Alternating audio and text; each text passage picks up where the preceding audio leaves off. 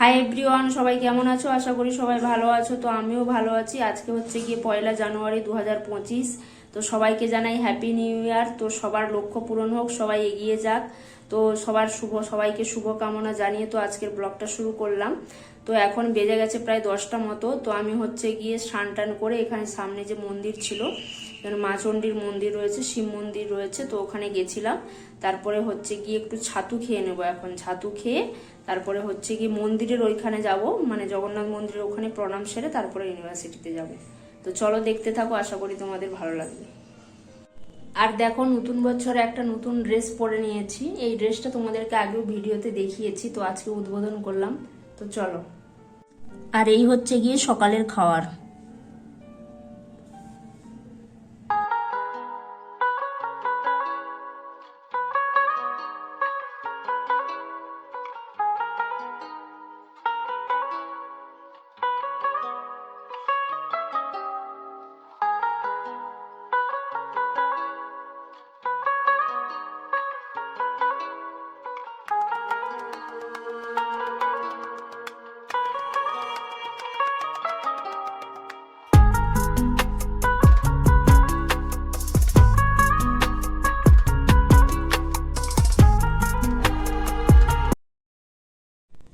তো বন্ধুরা, ইউনিভার্সিটি থেকে চলে এসেছি মাত্র। তো হচ্ছে গিয়ে চলো দেখি কি কি রান্না করি নতুন বছরে। তো বেশি কিছু রান্না করবো না, সিম্পল রান্না। তো চলো দেখতে থাকো।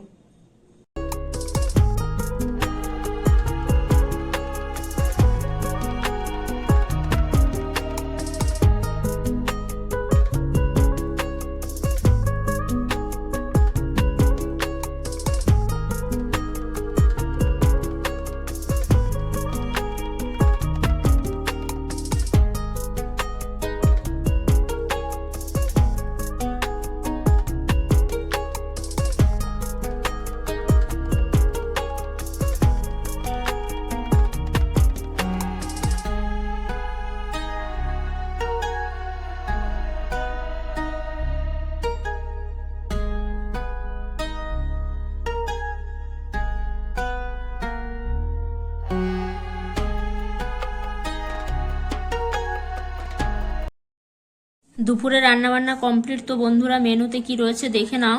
এখানে রয়েছে গরম গরম ভাত, এখানে রয়েছে ভেজ ডাল, তো এখানে ফুলকপি, গাজর আর হচ্ছে গিয়ে টমেটো দিয়ে করেছি। এই সবজি ছিল আমার কাছে তাই দিয়েছি। এই দিয়ে মুগ ডাল করেছি। আর হচ্ছে গিয়ে এখানে রয়েছে সিম ভাজা, এটাকে আদা দিয়ে ভেজেছি, যেভাবে আমার বাড়িতে ভাজে সেইভাবে ভেজেছি। আর হচ্ছে গিয়ে এখানে রয়েছে কদবেল মাখা, তো আমার বান্ধবী দিয়েছিল কদবেল, সেটাকেই মেখে নিয়েছি। তো এই হচ্ছে গিয়ে দুপুরের মেনু। তো চলো খেয়ে নিই ঝটপট।